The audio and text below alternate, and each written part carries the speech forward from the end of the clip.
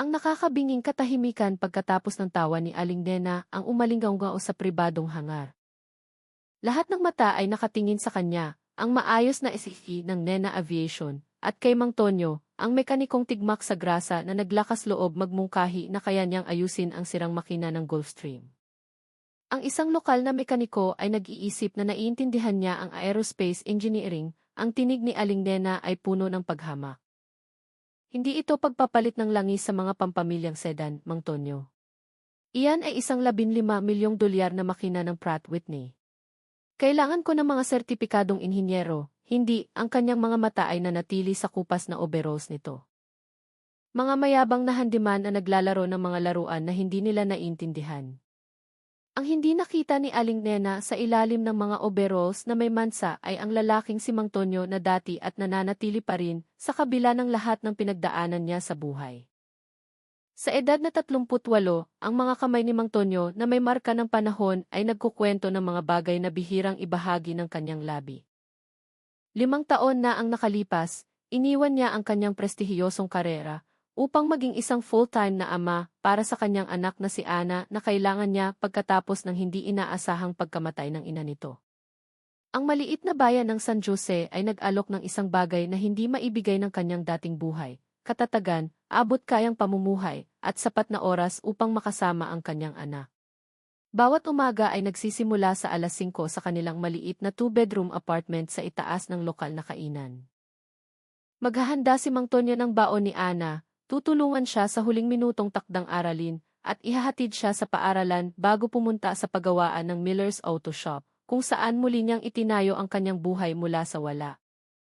Ang kanyang mga kasamahan ay iginagalang ang kanyang kakaibang kakayahan na matukoy ang mga problemang mekanikal na hindi malutas ng iba, bagaman walang nakakaalam ng pinagmulan ng kanyang mga talento. Ang mga gabi ay sagrado, hapunan ng magkasama, pagtulong sa takdang aralin, pakikinig sa mga kwento ni Ana tungkol sa drama sa middle school. Sa edad na 12, siya ay napakatalino at matatag, dala ang ngiti ng kanyang ina at ang tahimik na determinasyon ng kanyang ama. Ang pader ng kanilang maliit na sala ay nagpapakita ng mga sertipiko ng akademya ni Ana sa halip na ang maingat na nakatagong mga kredensyal ni Mang Tonyo. Tanging sa mga tahimik na oras pagkatapos matulog ni Ana ay pinahintulutan ni Mang Tonyo ang kanyang sarili na alalahanin. Kung minsan ay kukunin niya ang maliit na metal na kahon na naglalaman ng kanyang dating buhay, mga litrato, medalya, at isang solong sulat na maingat na nakatiklop. Ang kahon ay nanatiling nakakandado, tulad ng mga bahagi ng kanyang sarili na kanyang isinara. Tinanggap niya ang kanyang mga pagpipilian, ang paggalang na kanyang nakuha noon, ang kilig ng pagtulak sa mga hangganan ng engineering. Ipinagpalit niya ang lahat ng ito para sa isang bagay na mas mahalaga, ang pagiging ama na karapat-dapat kay Ana. Kung nangangahulugan iyon ng pagtitiis sa mga tingi na may paghamak ng mga taong tulad ni Aling Nena, ayos lang. Ang pagmamataas ay isang luho na hindi laging kayang bilhin ng mga solong magulang. Nakuha ni Aling Nena ang kanyang reputasyon bilang pirena ng yelo ng aviation sa pamamagitan ng masusing katumpakan at walang kompromisong pamantayan. Sa edad na 42, ibinago niya ang charter service ng kanyang ama na nahihirapan sa Nena Aviation, isa sa mga nangungunang pribadong kumpanya ng aviation sa Luzon, na nagsisilbi sa mga ehekutibo at celebrity na humihingi lamang ng perpekto. Ang kanyang corner office na tinatanaw ang hanggar ng Nena Aviation ay walang mga family photo, tanging mga parangal, pabalat ng business magazine, at isang scale model ng kanilang flagship na Gulfstream E-650. Anak ng isang piloto ng militar na naging negosyante, si Aling Nena ay nagtapos ng summa cum laude sa bago kumuha ng kanyang MA sa Ateneo. Ang hindi inaasahang pagkamatay ng kanyang ama ay nagtulak sa kanya sa pamumuno sa edad na 29, at ginugol niya ang mga sumunod na taon sa pagpapatunay ng kanyang sarili sa isang industriya na pinangungunahan ng mga lalaki na doble ang edad niya. Ang mga araw ni Aling Nena ay nakaplano ng may katumpakan ng militar, alas 5 ng umaga na pag-ehersisyo, kasama ang kanyang personal na trainer, mga breakfast meeting, operational review, client call, at strategy session na madalas ay umaabot ng lampas hating gabi. Alam ng kanyang assistant na hindi dapat mag-schedule ng anumang bagay sa kanyang Huwebes ng gabi na oras ng paglipad, ang tanging mga sandali kung saan tunay na naramdaman ni Aling Nena ang kalayaan. Sa pagpipiloto ng kanyang personal na Cirrus F-22 sa kalangitan ng Luzon.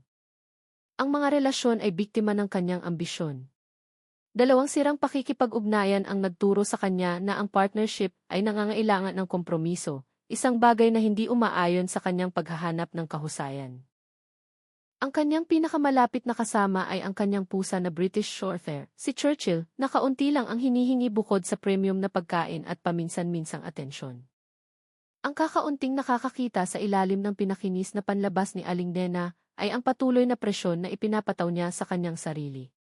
Ang tinig ng kanyang ama ay umalinggaw sa kanyang isipan sa bawat desisyon. Ang Nena Aviation ay walang tinatanggap na mas mababa sa kahusayan.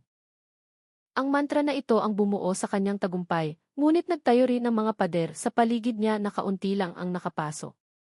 Ang pagiging mahina ay kahinaan, at tinanggal ni Aling Nena ang kahinaan sa kanyang buhay sa pamamagitan ng matinding pagpipigil sa sarili. Dumating ang tawag sa emergency bandang 3:40 sa 2 ng hapon, isang bagong taon ng Biyernes. Nagre-review si Aling Nena ng quarterly projections nang biglang pumasok ang kanyang operations director sa kanyang opisina ng walang katok, isang hindi pa nagaganap na paglabag sa protocol na agad na nagpahiwatig ng kalubhaan ng sitwasyon. Ang I-650 ng pamilya Santiago ay may problema sa makina. Nakagrounded sila sa San Jose, ang tinig nito ay mahigpit sa tensyon. Ang diagnostics ay hindi tiyak, at ang aming pinakamalapit na certified team ay nasa Manila, mga 4 na oras ang layo dahil sa lagay ng panahon. Naramdaman ni Aling Nena na humigpit ang kanyang sikmura. Ang pamilya Santiago ay sa katunayan si James Santiago, ang tech billionaire, ang kanyang pamilya, at mga miyembro ng board na patungo sa isang mahalagang pulong sa Cebu. Si Santiago ay hindi lamang ang kanilang pinakamataas na nagbabayad na kliyente, isinasaalang-alang niya ang isang partnership na magpapalawak sa Nena Aviation sa buong bansa. Ipinaabot agad ang aming emergency response team sa isang helicopter, utos ni Aling Nena, sabay abot sa kanyang code. Hindi po pwede. Ang air traffic ay nakagrounded lahat ng nasa ibaba ng 10,000 talampakan dahil sa sistema ng bagyo. Nag-atubili ito. Hinihingi ni Santiago ang isang solusyon sa loob ng susunod na 2 oras o tatawagan niya ang mga kakumpetensya. Mabilis na nagkalkula ang isip ni Aling Nena. Pupunta ako doon mismo. Ihanda ang Range Rover ko at ipadala ang engineering schematics sa tablet ko. Kaya kong makarating doon sa loob ng 70 minuto. Ang biyahe papunta sa San Jose Regional Airport ay isang blur ng hands-free na tawag at contingency planning. Pagdating ni Aling Nena, habang bumubuhos ang ulan sa kanyang windshield, inayos na niya ang mga piyesa na kukunin mula sa 3 magkaibang lokasyon at mayroon na siyang lead engineer ng kumpanya na nakahanda para sa video consultation. Ang eksena sa maliit na regional airport ay mas malala kaysa sa inaasahan niya. Ang security detail ni Santiago ay nakapaligid sa Gulfstream, habang ang mismong bilyonaryo ay nagpapabalik-balik malapit sa terminal building, galit na nagpapahayag sa isang tawag sa telepono. Nakilala ni Aling Nena ang body language, nakikipag-usap na ito sa mga kakumpetensya. Sa loob ng hanggar, ang lokal na maintenance crew ay mukhang labis na nababalisa sa sopistikadong eroplano. Lumapit ang kanilang supervisor sa kanya ng kinakabahan. Miss Nena, nagpatakbo na kami ng standard diagnostics, ngunit ito ay lampas sa aming antas ng sertipikasyon. Ang computer ay naglalabas ng maraming error codes at naiintindihan ko. Hahawakan ito ng aking koponan mula rito, putol niya, habang iniskan ang silid para sa kahon ng mga espesyal na kasangkapan na kanyang hiniling. Sa halip, napansin niya ang isang pamilyar na figura sa overalls, sinisiyasat ang nakalantad na engine housing ng may nakakabahalang pagiging pamilyar. Anong ginagawa niya rito? Tanong niya, nakilala ang mekaniko mula sa auto shop ni Miller. Nag-cruise ang kanilang landas minsan nang masira ang kanyang Porsche sa labas ng San Jose. Si Mang Tonyo, tinawag siya dahil may kakayahan siya sa. Hindi ito problema sa carburetor, biglang sabi ni Aling Nena. Palayuin ninyo siya sa makina na iyan bago pa siya magdulot ng mas malaking pinsala. Tumayo si Mang Tonyo, pinunasan ang kanyang mga kamay sa isang basahan. Ang kanyang mukha ay nanatiling walang emosyon sa kabila ng kitang-kitang paghamak ni Aling Nena. Ang problema ay hindi mekanikal, tahimik niyang sabi. Ito ay nasa Digital Fuel Management System. Mayroong programming conflict sa pagitan ng pinakabagong software update at ng emergency protocols. Naramdaman ni Aling Nena ang init sa kanyang mukha. At paano mo ito natukoy? Sa pamamagitan ng pagtingin sa level ng langis nito. Isang kislap ng kung ano, marahil sakit, marahil galit, ang dumaan sa kanyang mga tampok bago nawala sa likod ng propesyonal na pagiging walang kinikilingan. Isang obserbasyon lang, sagot niya, sabay atras. Ibinalik ni Aling Nena ang kanyang atensyon sa eroplano, ikinonekta ang kanyang tablet sa onboard systems. Sa loob ng ilang minuto, kinumpirma ng kanyang sariling diagnostics ang eksakto kung ano ang iminungkahi ni Mang Tonyo. Ang pagkatuklas ay lalo lamang nagpainis sa kanya. Swerte lang, sinabi niya sa sarili, tumatangging tanggapin ang alternatibo na kanyang binaliwala ang isang taong may tunay na kaalaman. Habang bumubuhos ang ulan sa bubong ng hangar at lumitaw ang walang pasensyang figura ni Santiago sa pintuan, naharap si Aling Nena sa isang hindi komportableng katotohanan. Kailangan niya ng agarang solusyon at mabilis na nababawasan ang kanyang mga pagpipilian. Ang pagmamataas at protocol ay nagdidikta ng paghihintay sa kanyang certified team, ngunit ang realidad ng negosyo ay humihingi ng agarang aksyon. Ang pagpasok ni Santiago sa hangar ay lumikha ng agarang tensyon. Ang kanyang reputasyon sa pagiging walang awa sa negosyo ay tinumbasan lamang ng kanyang kawalan ng pasensya sa kawalang kakayahan. Narito ka, Aling Nena, bati niya ng malamig. Ang aking mga miyembro ng board ay kasalukuyang naghahanap ng alternatibong transportasyon. Mayroon kang eksaktong 47 minuto bago ko formalisahin ang desisyon na iyan. Pinanatili ni Aling Nena ang kanyang propesyonal na komposisyon sa kabila ng pampublikong ultimatum. Ginoong Santiago, naiintindihan ko ang inyong pagkadismaya.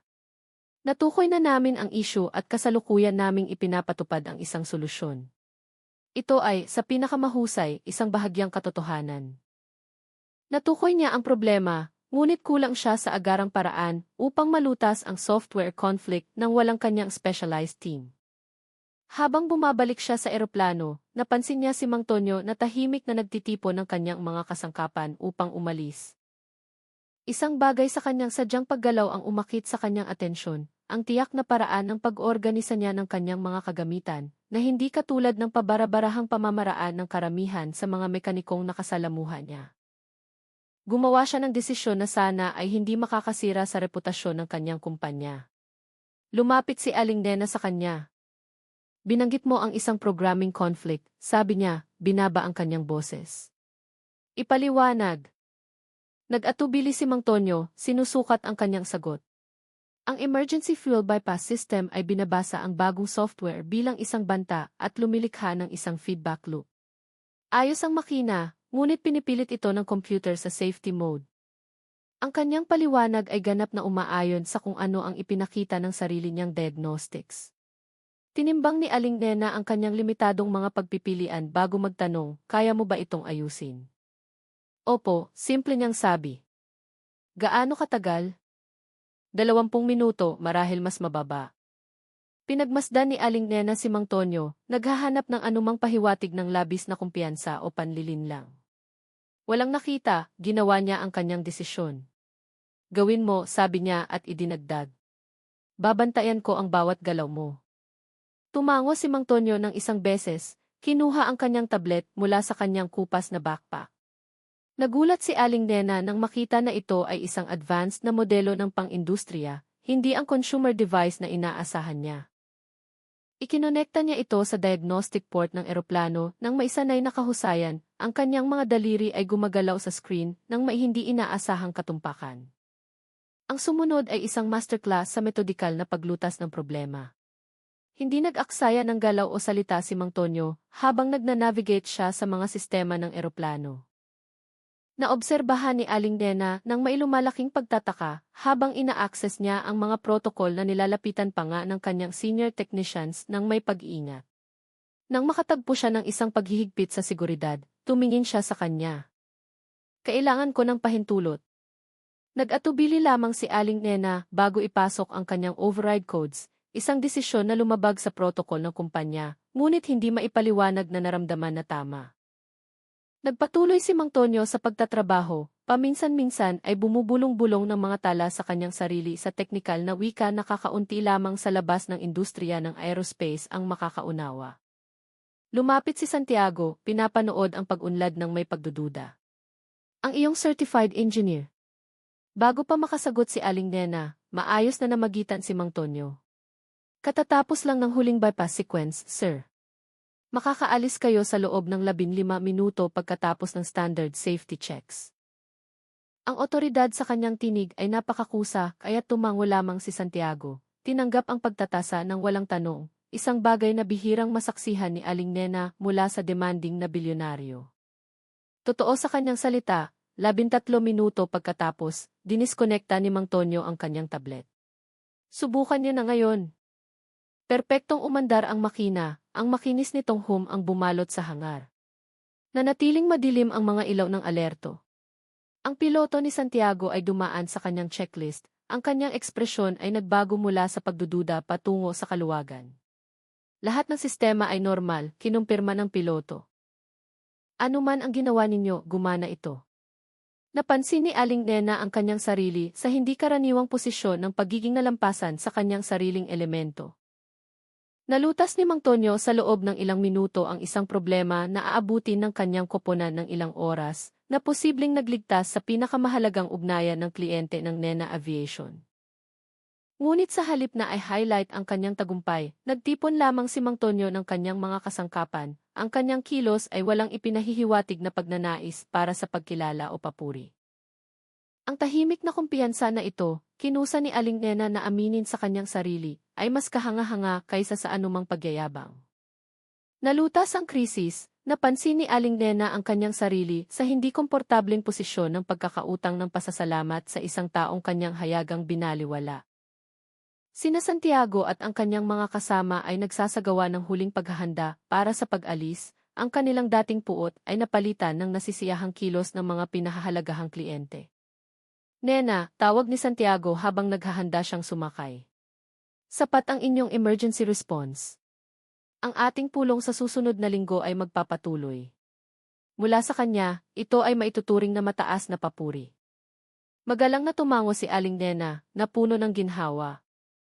Pagkatapos lamang lumipat ang atensyon ni Santiago, hinanap niya si Mang Tonyo sa hangar na naglalayong mag-alok ng propesyonal na pagkilala na nararapat sa kanyang trabaho. At marahil ay makakuha ng kanyang diskresyon tungkol sa kanyang paunang pagtrato sa kanya.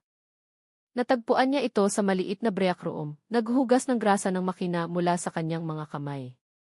Ang kanyang overalls ay bahagyang nakabukas sa init ng silid na nagbubunyag ng isang simpleng puting t-shirt sa ilalim. Habang umaabot siya para sa isang paper towel, gumalaw ang manggas ng kanyang t-shirt na naglalantad ng bahagi ng kung ano ang lumitaw na isang tatoo sa kanyang braso. Karaniwan ay hindi papansinin ni Aling Nena ang tatoo ng isang mekaniko, ngunit mayroong isang bagay tungkol sa nakikitang bahagi, mga tumpak na geometric na linya sa halip na karaniwang pandekorasyon na sining, na umakit sa kanyang sinanay na mata. Nang bahagyang lumiko si Mang Tonyo, nakita niya ang mas marami sa disenyo at nanigas sa kawalan ng paniniwala. Hindi ito pandekorasyon. Ang bahagyang nakikitang tatoo ay isang engineering schematic. Isang kinilala niya agad bilang cross-sectional na disenyo ng Pratt & Whitney VC 1000E geared turbofan engine, kumpleto sa mga annotation marker.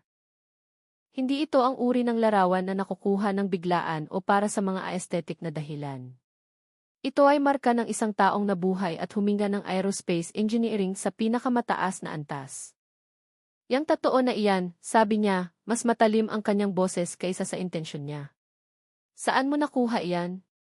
Mabilis na nanigas si Mang Tonyo, inayos ang kanyang manggas upang takpan ang disenyo. Isang paalala ng isa pang buhay, sagot niya, ang kanyang tono ay nagpapahiwatig na itinuturing niyang sarado ang paksa. Ngunit hindi itinayo ni Aling Nena ang isang imperyo ng aviation sa pamamagitan ng paggalang sa mga hangganan ng pag-uusap. Lumapit siya. Ang corporate protocol ay nakalimutan sa kanyang biglaang pangangailangan na maunawaan. Iyan ang VC 1000G schematic, ang proprietary version na may binagong gear ratio na hindi kailanman naipasok sa komersyal na produksyon. Ang kanyang mga mata ay naningkit. Tanging 15 inhinyero sa buong mundo ang may access sa mga espesipikasyon na iyon.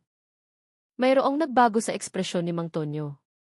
Ang pagbibitiw ay hinaluan ng isang kislap ng lalaking dating siya. 16, tahimik niyang itinuwid. Ako ang namuno sa koponan na nagdisenyo ng modipikasyon.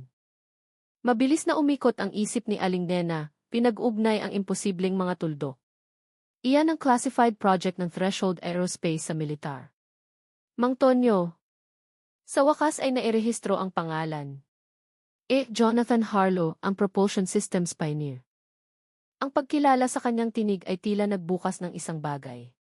Lumingon si Mang Tonyo upang matiyak na sila ay nag-iisa bago sumagot. Matagal na iyon. Nawala ka sa industriya 5 taon na ang nakalipas. May mga bulong-bulungan tungkol sa isang proyekto ng gobyerno na nagkamali o corporate espionage o namatay ang asawa ko, putol niya, ang kanyang boses ay nagdadala ng katapusan na parang pagsasara ng pinto ng hangar. Brain aneurysm. Walang babala. Isang araw, tinutulungan ni Emma ang aming anak sa takdang aralin. Kinabukasan, nagpaplano ako ng libing at naging solong magulang ng magdamag. Ang malinaw na pagiging simple ng kanyang paliwanag ay nagpatahimik kay Aling Nena.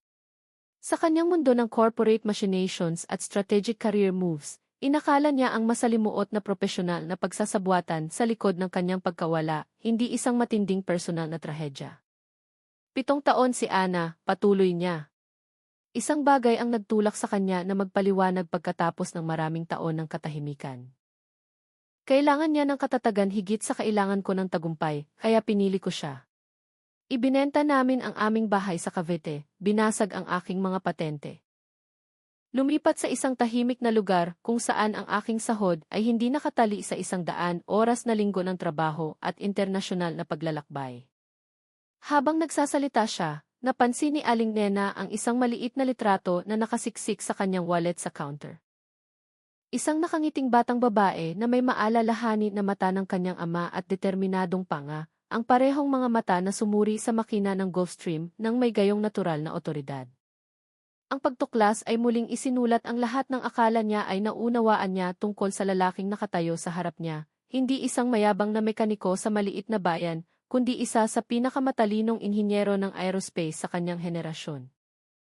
Na lumayo sa kasikatan at kayamanan upang maging isang bagay na mas mahalaga, isang presenteng ama. Si Aling Nena, na nagtayo ng kanyang buhay sa propesyonal na tagumpay sa lahat ng halaga, ay nahaharap sa isang lalaki na gumawa ng kabaligtaran na pagpipilian. At bigla, at nang hindi komportable, hindi siya sigurado kung sino sa kanila ang tama ang pinili. Umalis ang jet ni Santiago nang walang karagdagang insidente, nawala sa lumilinaw na kalangitan habang nakatayo si Aling Nena sa tarmac. Karaniwan, agad siyang magsisimula ng pagmamaneho pabalik sa punong tanggapan, nagpaplano na kung paano gagamitin ang matagumpay na pamamahala ng krisis na ito sa ibang mga kliyente. Sa halip, natagpuan niya ang kanyang sarili na nagtatagal, ang kanyang mga iniisip ay umiikot pabalik sa lalaki na ang pag-iral ay nagpabago sa kanyang maingat na itinayong pananaw sa mundo. Sa tahimik na airport cave, umupo si Aling Nena na may hindi pa nahahawakang kape, nagsuscroll sa kanyang telepono. Isang mabilis na paghahanap ang nagkumpirma ng lahat. J.K. Jonathan, Mang Tonyo, Harlow, doktorado sa IE sa edad na 26, pangunahing patente sa Advanced Propulsion Systems. Tumanggap ng Aerospace Engineering Medal of Excellence. Artikulo pagkatapos ng artikulo mula 5 taon na ang nakalipas ang nagtanong sa kanyang biglaang pag-alis mula sa Threshold Aerospace na maihaka-haka mula sa burnout hanggang sa classified government projects. Walang binanggit ang katotohanan, isang biyudo na pumili ng pagiging ama higit sa propesyonal na pamana. Ang huling litrato na natagpuan niya ay nagpapakita ng isang mas bata, malinis na Mang Tonyo sa isang plansadong suite, tinatanggap ang isang parangal sa isang internasyonal na symposium.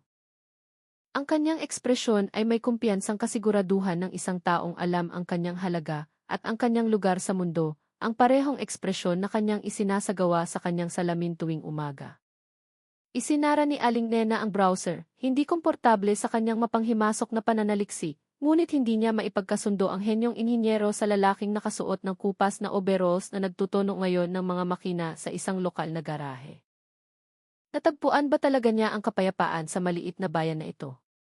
O unti-unting nanghihina ang kanyang kasanayan, isang kriminal na pag-aksaya ng pambihirang talento? Habang lumamig ang kanyang kape, naharap si Aling Nena sa isang mas nakababahalang tanong. Ano ang ipinahihiwatig ng mga pagpipilian ni Mang Tonyo tungkol sa kanya? Isinakripisyo niya ang mga relasyon, libreng oras, at personal na koneksyon upang lumago ang Nena Aviation. Ang pag-apruba ng kanyang ama, na hinahangad pa rin pagkatapos ng kanyang kamatayan, ay naging kanyang keynote star. Ngunit ngayon, nasaksihan niya ang isang lalaki na lumayo sa propesyonal na pagkilala na maaari lamang niyang hangarin at ginawa niya iyon ng walang halatang pagsisisi. Bumukas ang pinto ng cave at pumasok si Mang Tonyo kasama ang isang batang babae sa tabi niya. Ana, hinuha ni Aling Nena, nakilala siya mula sa litrato. Hindi napansin ni Mang Tonyo si Aling Nena sa sulok ng booth. Ang kanyang atensyon ay nakatuon lamang sa kanyang anak habang masigla itong naglalarawan ng isang bagay gamit ang masigasig na galaw ng kamay. Ang pagmamahal sa kanyang ekspresyon habang nakikinig siya ay napakatunay, kaya't napalingon si Aling Nena na parang isang nanghihimasok sa isang bagay na mahalaga. Pinagmasdan niya ang mga ito na nag-o-order ng hot chocolate, ang pasensya ni Mang Tonyo sa pakikipag-ugnayan sa cashier, ang madaling ginhawa sa pagitan ng ama at anak. Ang eksena ay nagdulot ng hindi inaasahang alaala, ang sarili niyang ama na palaging abala sa pagtatayo ng kanyang kumpanya, na hindi dumalo sa kanyang science fair presentation kung saan ipinakita niya ang isang model jet engine. Nanalo siya ng first place, ngunit nagmaneho siyang mag-isa pa uwi na may asul na laso. Ang kanyang tagumpay ay kinilala pagkatapos ng isang abalang tango at isang puna tungkol sa Morgan potential. Isinapuso ni Aling Nena ang sandaling iyon, nagpasya na kung hindi niya kayang makuha ang presensya ng kanyang ama sa pamamagitan ng kahusayan, makukuha niya man lang ang kanyang propesyonal na paggalang. Nagtagumpay siya, ngunit sa pagtingin kay Mang Tonyo, kasama ang kanyang anak, nagtaka siya tungkol sa halaga ng pagbuo ng kanyang buong pag-iral sa paligid ng tagumpay sa halip na koneksyon. Nang sa wakas ay mapansin siya ni Mang Tonyo, isang sorpresa ang kumislap sa kanyang mga tampok, bago siya tumango bilang magalang na pagkilala. Ibinigay ni Aling Nena ang gesture, biglang nag-aatubili na makialam sa kanilang oras. Ang mga tanong na naglalagablab sa kanyang loob tungkol sa kanyang trabaho, kanyang mga pagpipilian, kung paano niya pinagkasundo ang kanyang napakatalinong isip sa pang-araw-araw na mekanikal na gawain, ay maaaring maghintay. Habang nagtitipon siya ng kanyang mga gamit upang umalis, may napagtanto si Aling Nena na nakababahala. Sa unang pagkakataon sa kanyang pang-adultong buhay, nainggit siya sa isang tao, hindi dahil sa kanilang tagumpay o katayuan, kundi sa kanilang kapayapaan. Si Mang Tonyo ay lumayo sa mismong mga bagay na isinakripisyo niya ang lahat upang makamit, at ang hindi maipaliwanag na resulta ay tila kasiyahan. Hindi niya ito maunawaan. Dumating ang tawag pagkalipas ng 3 linggo, habang papalabas si Aling Nena sa isang board meeting kung saan ang mga plano sa pagpapalawak ng Nena Aviation ay nakakuha ng nagkakaisang pag-apruba. Ang tinig ng kanyang operations director ay nagdadala ng hindi pangkaraniwang pagmamadali. Ang test flight para sa binagong Gulfstream. May nangyaring insidente. Walang nasaktan, ngunit naka-grounded ulit sila sa San Jose dahil sa problema sa makina. Ipinapakita ng paunang diagnostics na may kinalaman ito sa mga custom modification na in-install natin noong nakaraang buwan.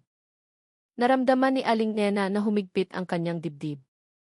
Ang binagong Gulfstream ay kumakatawan sa isang malaking pamumuhunan, isang showcase na eroplano na inilaan upang ipakita ang teknikal na kahusayan ng Nena Aviation sa mga potensyal na kasosyo sa kontrata ng militar. Kontakin ang aming engineering team sa Manila, utos niya, sabay lakad patungo sa kanyang kotse. Iyon ang problema, sagot niya. Ang mga modifikasyon ay proprietary. Ang aming regular na team ay hindi certified sa custom systems. Ang tanging engineer na may clearance ay nasa Europa hanggang bukas. Gumawa ng mabilis na desisyon si Aling Nena, isang desisyon na nabuo sa kanyang subconscious mula pa noong insidente kay Santiago. Ako mismo ang hahawak nito. 9 minuto pagkatapos, huminto siya sa Miller's Auto Shop sa San Jose. Ang kanyang Aston Martin ay mukhang kakaiba sa gitna ng mga pickup truck at pampamilyang sedan. Lumaki ang mga mata ng receptionist sa pinong suit ni Aling Nena, isang hindi maipagkakaila na aura ng otoridad. Kailangan kong makausap si Mang Tonyo, sabi ni Aling Nena, iniwan ang mga pagbati. Umalis si Mang Tonyo mula sa ilalim ng isang nakataas na Subaru, pinunasan ang kanyang mga kamay sa isang basahan ng tindahan. Agad na sumulpot ang pagkilala, sinundan ng pagod. Miss Nena, isa pang problema sa luxury car. Isang problema sa jet, sa katunayan. Pinanatili niya ang kanyang propesyonal na kilos sa kabila ng madla ng mga mausisa na mekaniko. Maaari ba tayong mag-usap ng pribado? Sa maliit na break room, ipinaliwanag ni Aling Nena ang sitwasyon ng may teknikal na katumpakan, propesyonal sa propesyonal. Ang binagong thrust vectoring system ay nagpapakita ng cascading failures. Mayroon tayong 24 na oras bago ang demonstrasyon para sa military procurement team. Nakinig si Mang Tonyo ng walang pagkaantala, ang kanyang ekspresyon ay walang ipinapakita. Nang matapos siya, nagtanong lamang siya, bakit sa akin ka lumapit? Ang tanong ay makatarungan. Pinili ni Aling Nena ang katapatan sa kabila ng kakaiba nitong pakiramdam. Dahil ikaw ang pinakakwalipikadong tao sa loob ng 100 milya, at dahil nakita ko kung paano mo nilulutas ang mga problema. Tila tinimbang niya ang kanyang mga salita, abala na hinimas ang bahagi ng kanyang braso, kung saan alam niyang nakatatuo ang engine schematic. Mayroon akong mga responsibilidad dito. At si Ana, ang iyong anak ay malugod na maghihintay sa aming client lounge. Mayroon itong mahusay na wifi para sa takdang aralin, sabi ni Aling Nena, napansin ang kanyang sarili na nagdadagdag. At otorisado ko ang pinabilis na pagbabayad sa triple ng iyong normal na rate ng konsultasyon. Isang bagay na parang amusement ang kumislap sa mga mata ni Mang Tonyo. Ni-research mo ang aking hourly rate sa Millers. Nere-research ko ang lahat, Mang Tonyo. Iyan ang dahilan kung bakit nagtatagumpay ang Nena Aviation. Pagkatapos ng ilang sandali ng pagsasaalang-alang, tumango si Mang Tonyo. Hayaan mo akong kausapin ang aking boss at tawagan ang after-school program ni Ana. Sa paliparan, ang kanilang kolaborasyon ay nagbunyag ng isang panig ni Aling Nena na kakaunti ang nakasaksi. Nagtrabaho siya kasama si Mang Tonyo sa hanggar, ang kanyang suit jacket ay pinalitan ng overalls ng Nena Aviation, ang kanyang karaniwang commanding presence ay pinalitan ng nakatutok na partnership.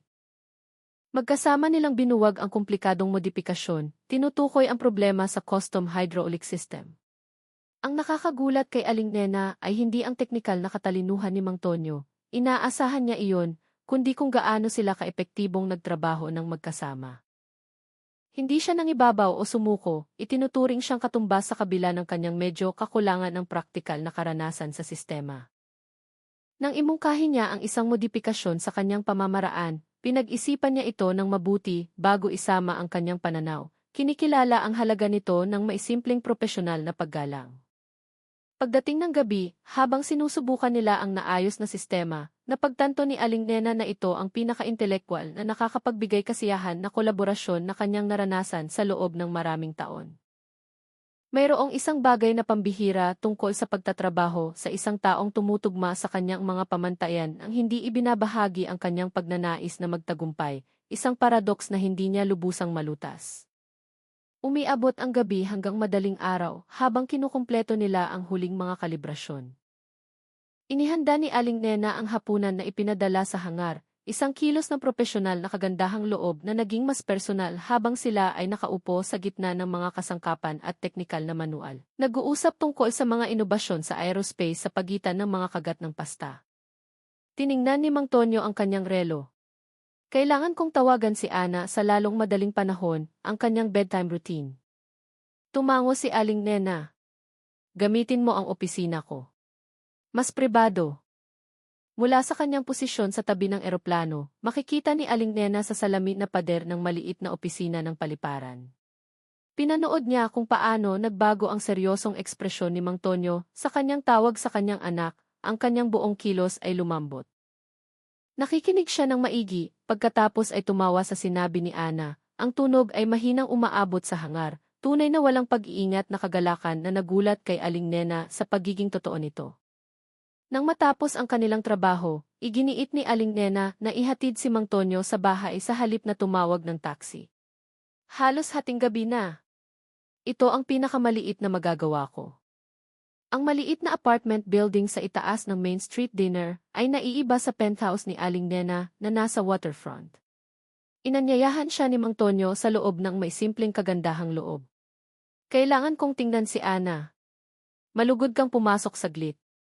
Ang apartment ay maliit ngunit napakaayos. Ang mga aklat-aralin sa engineering ay nakikihati sa mga istante sa mga nobela sa middle school at mga science kit. Isang pader ang nagpapakita ng mga likha at sertipiko ni Ana kasama ang isang solong nakakwadradong litrato ng isang nakangiting babae na may mabait na mata, si Emma, hinuha ni Aling Nena, na parang isang nanghihimasok sa pribadong espasyo na ito. Ang yaya ni Ana, isang matandang kapitbahay, ay tumayo mula sa sofa nang may mainit na ngiti.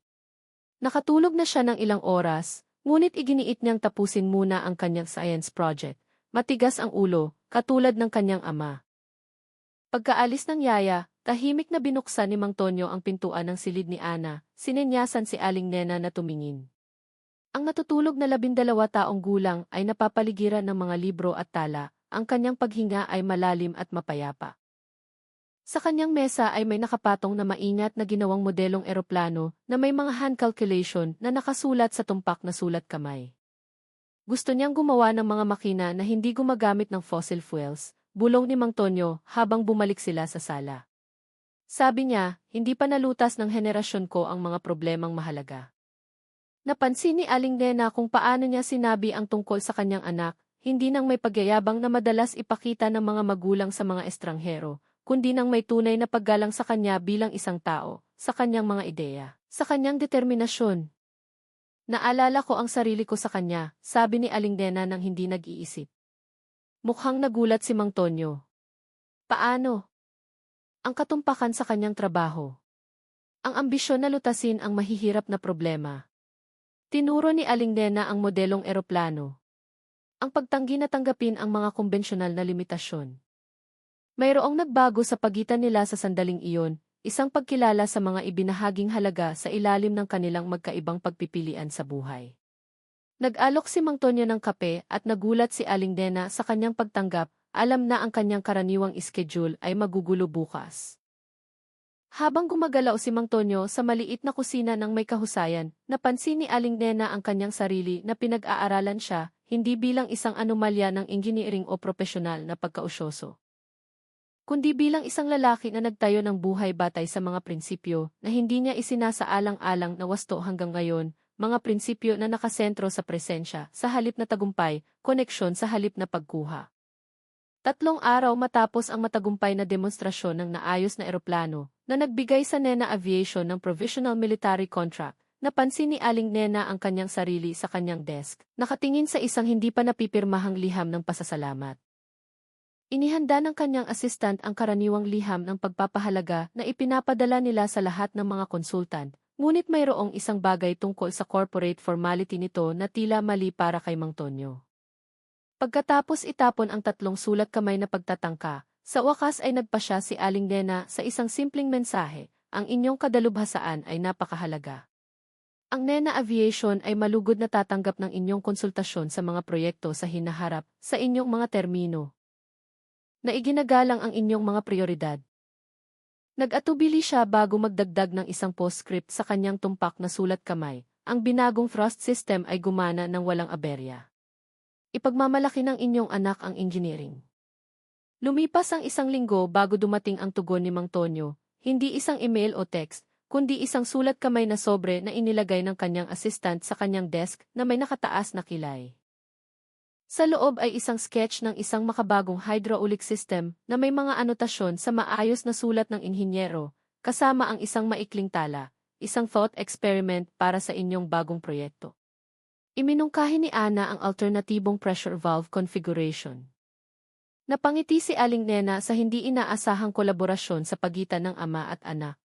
Kumilos siya ng biglaan sa halip na ang kanyang karaniwang kinakalkula na paggawa ng desisyon. Kinuha niya ang kanyang telepono at direktang tinawagan si Mang Tonyo. Nagtatatag ang Nena Aviation ng scholarship para sa mga kababaihan sa aerospace engineering, sabi niya pagkatapos ng maikling pagbati. Gusto kong talakayin ang pagkakaroon ni Ana sa unang batch, marahil sa kape. Ang kanilang pagpupulong sa maliit na bookstore cave sa San Jose ay inilaan bilang isang maikling propesyonal na talakayan.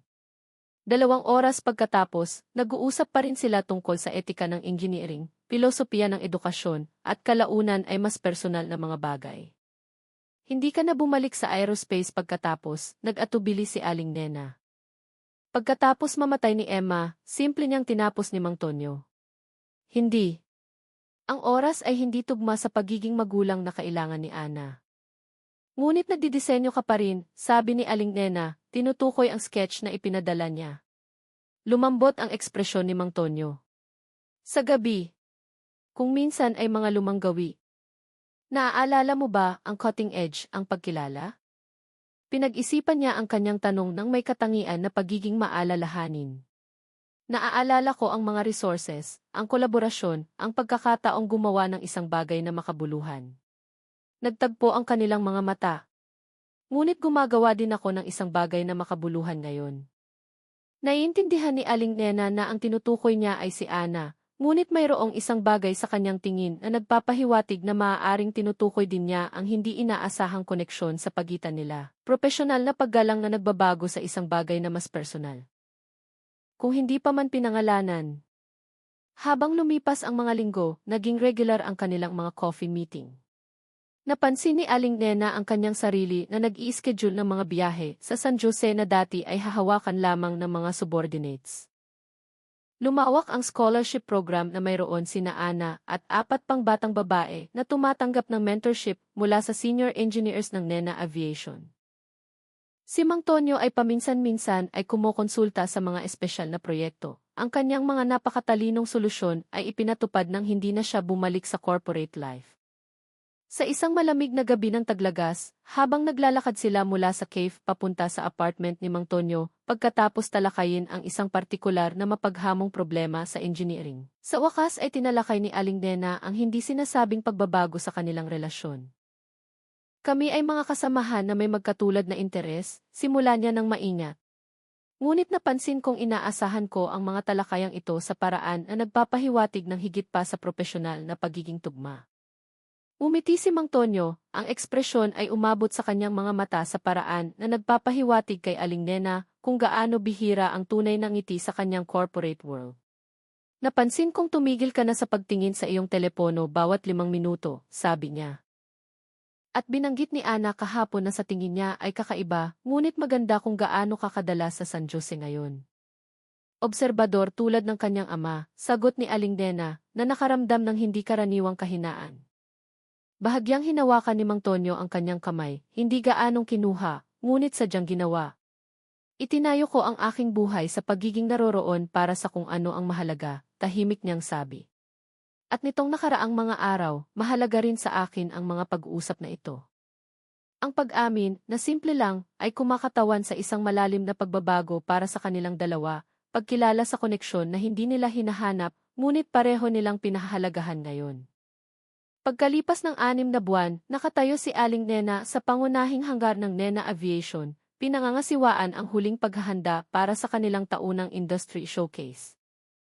Ang pangunahing exhibit, isang makabagong hybrid propulsion system, ay nagniningning sa ilalim ng espesyal na ilaw, na umaakit ng mga humahanga na tingin mula sa mga unang dumating.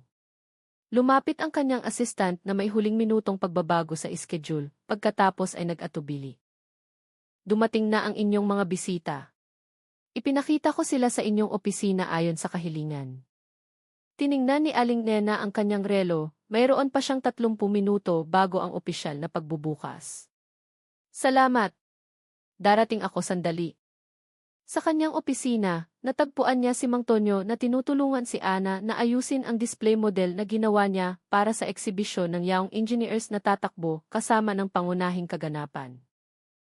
Sa edad na 12.5, si Ana ay mailumalaking kumpiyansa. Ang kanyang proyekto ay nagpapakita ng pambihirang pananaw sa mga alternatibo ng sustainable aviation fuel.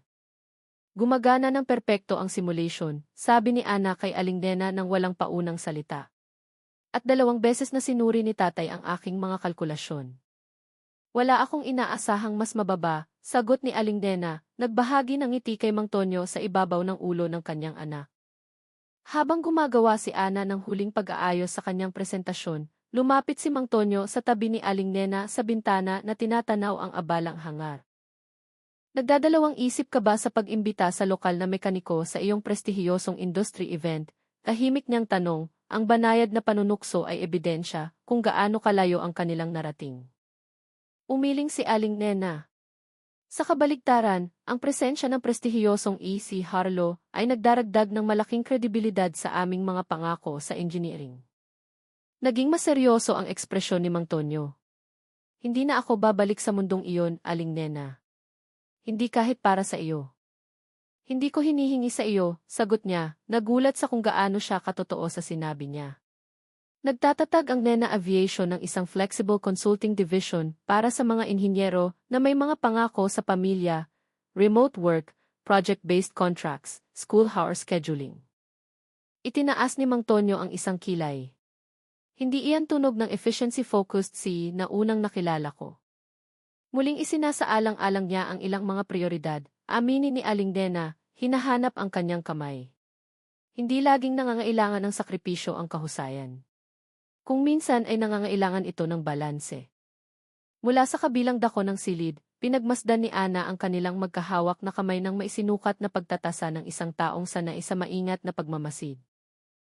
Ang kanyang ekspresyon ay nanatiling neutral, ngunit nag-alok siya ng isang maliit na tango na pinaghihinalaan ni Aling Nena ay kumakatawan sa tentatibong pag-apruba. Mahal kong Samuel. Sa labas, nagsimulang dumating ang mga bisita sa mas malaking bilang. Kailangan na ni Aling Nena na gampanan ang kanyang papel bilang ang pinakinis, otoritatibong mukha ng Nena Aviation.